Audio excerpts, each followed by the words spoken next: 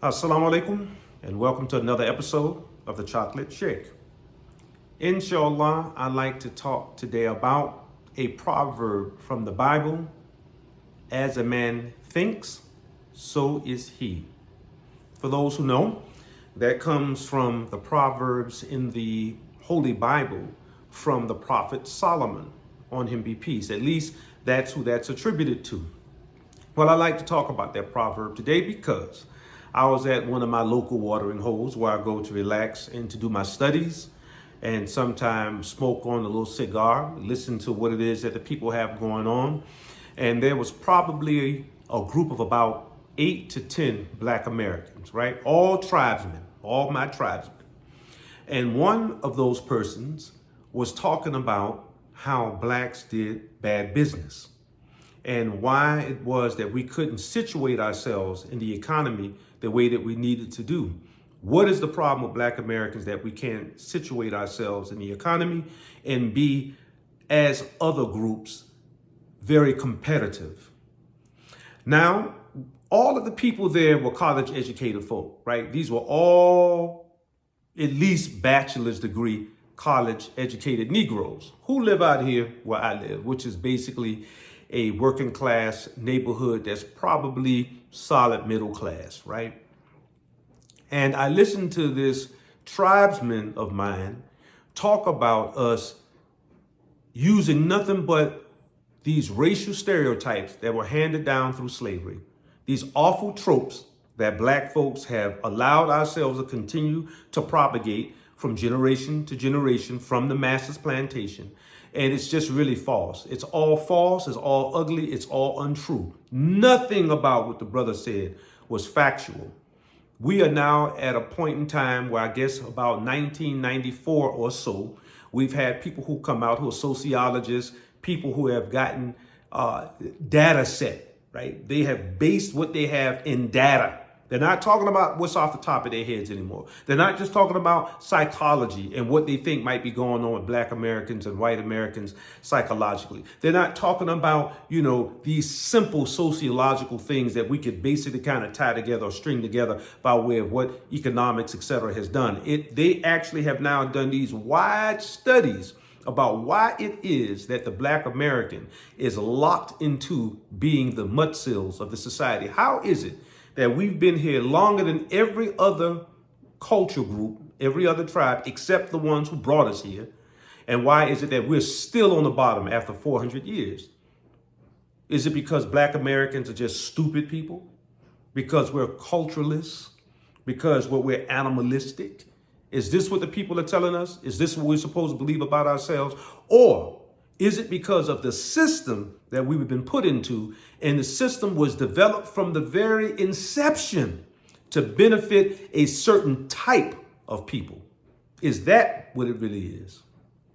At any rate, I listened to this college educated, probably a master's degree holder, definitely a six-figure brother, talking this negative talk about Black people, basically on this conservatism that, you see that exists with Black Americans. I believe Black Americans are basically conservative people. We have basically a conservative lifestyle until it comes to politics. And when it comes to politics, of course, we had to go to the group of people who would offer us the most advantage in our situation. Unfortunately or fortunately, that's been the Democratic Party.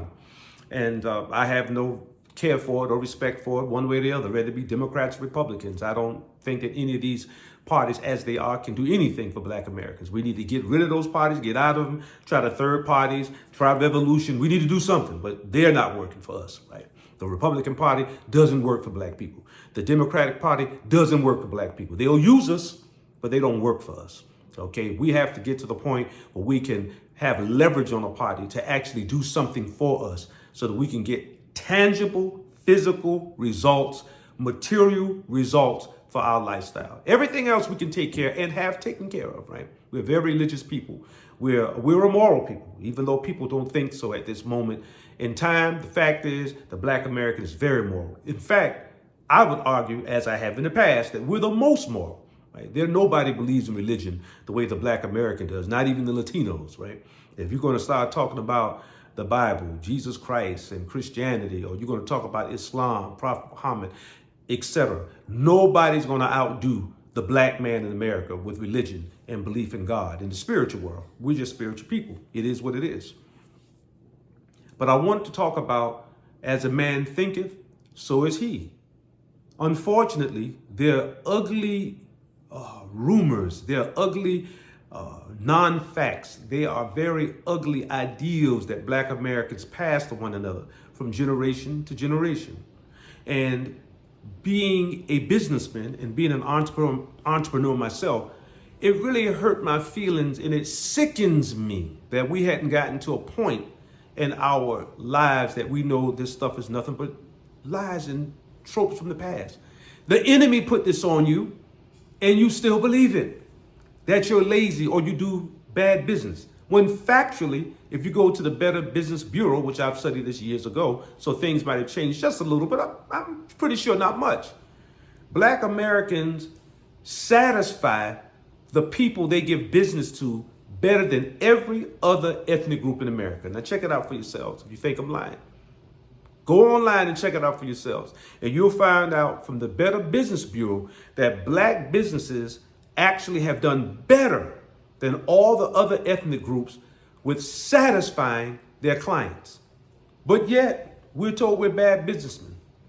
Yet, we have six-figure brothers standing up in public areas telling other well-to-do blacks, as regards if you're doing well or not, because I live in an area where blacks are doing pretty well, and propagating this idea that we actually do terrible business, when in fact, we do great business.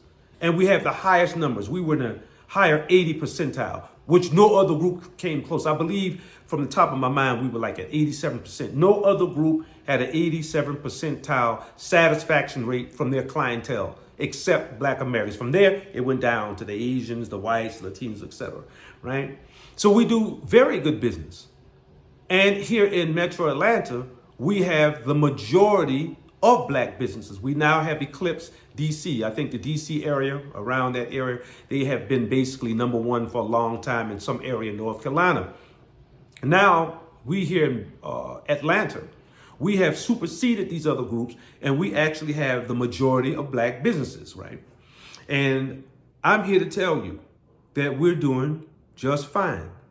Can we do better? Of course, you can always do better, but we're doing just fine. Now, as a man thinks, we have to realize that if you think negatively about yourself, then who do you think is going to be on the sidelines as a cheerleader for you, that's going to clap you on and tell you you're doing fine? If you yourself don't believe that you're doing fine, if you talk negatively about yourself, your mother, your father, your tribe, your clan, who else is going to talk positively about you to build you up when you won't do it yourself? Brothers and sisters, this is self-hate. This is the type of thing that we need to leave alone. And we have to become conscious of it to the point that when we hear it, we can pull each other coattail and say, hey, no, brother, it's not that way. It's actually the other way around, that we're very hardworking. We're not lazy people. We're extremely hardworking people. And I would pair any black man against any other man to say that we will outdo them. I don't care what it is. If you open up a corridor for a black man to enter it, there's nobody that's going to be there to outdo us. I don't give a damn if it's an Indian, an Arab, an Irani, a white man. I don't care. It could be a black man from Africa. But even a black African is not going to outdo a black American. I know what we can do. And I've seen what we can do if you open up a doorway for us to go through it and you make the playing field level.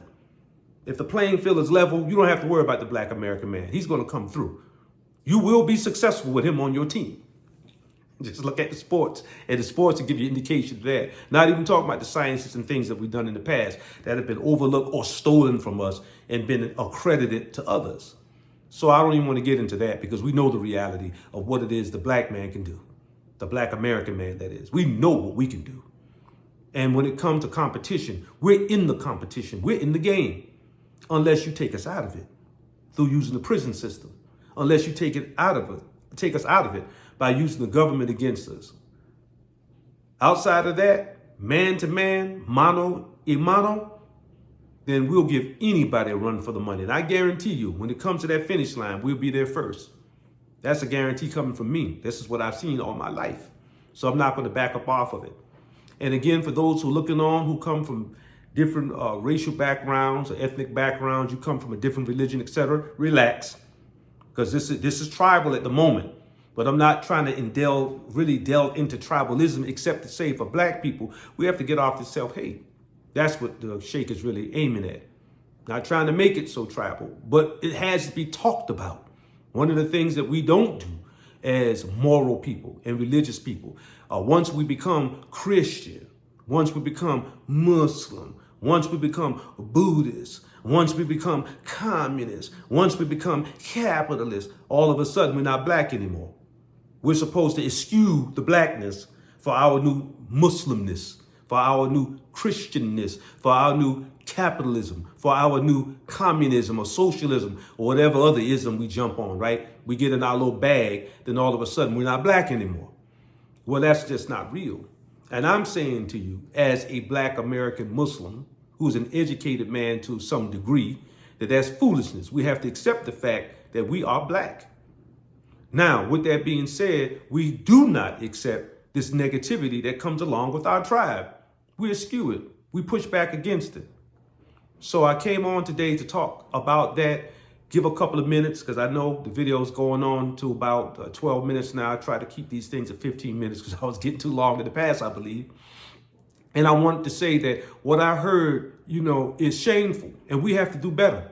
So as you go into the marketplaces and we go into the university systems and the school systems, you go on your jobs, you go on your businesses, let's be conscious of who's saying what about down in the tribe. Let's be conscious about our self-hate because we know where it came from. This is master slave stuff, brothers and sisters, that we took from the plantation. Be cautious about it. Don't hate yourself and don't talk down on yourself. Now, that doesn't mean that we don't say that there are things that we have to change, because we're not saying we're perfect people. We know black Americans have issues, and we're dealing with our issues, inshallah. If it's the will of Allah, we are dealing with them. It's not inshallah, we are dealing with them. I'm personally dealing with it through my religion and through the moral means that I know, and I know other people that are doing exactly the same thing. So we are dealing with the issue. All right, we're not just sitting here not dealing with it and being, some dummies. But we have to be careful that when we address our issues, that we don't beat ourselves up and we don't down ourselves. We don't down our culture, because our culture is a beautiful culture. Our culture is not what people are saying that it is. Black culture is trash and all this stuff I'm hearing these young folks say. Astaghfirullah. May Allah forgive us for that. That's a lie. The black American culture is one of the best cultures in the world. All we have to do is maintain it and hold it up, and wash away the negative parts that we are getting from it. And trust and believe the negative things that come into black American culture comes from the dominant culture. It don't come from us. We get that from these white people. We get that from these Western folks. That came from them. That's the thing from them that we have accepted, that we now have to learn how to wash off ourselves. That's what we're about. And you do that through what? You do that through your morality. You do that through a system that you pick up on, whether it be Islam, Christianity, Judaism, Buddhism. You choose what ism you want to use to better yourself. But if it comes from God and the messengers, you will be successful. So that's my message for today. It's just to be very careful about the negativity that we place back on one another. Let's be careful about that, brothers and sisters, and catch our own self-hatred and understand that we are a beautiful people.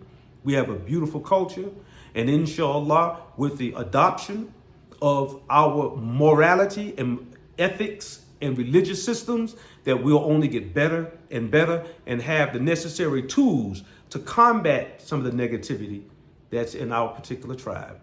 So that's the message from the Sheikh today. I pray all is well with you guys.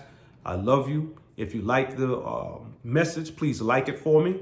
And if you have not already, subscribe to my channel. Pray all is well, y'all. Take care out there. Peace.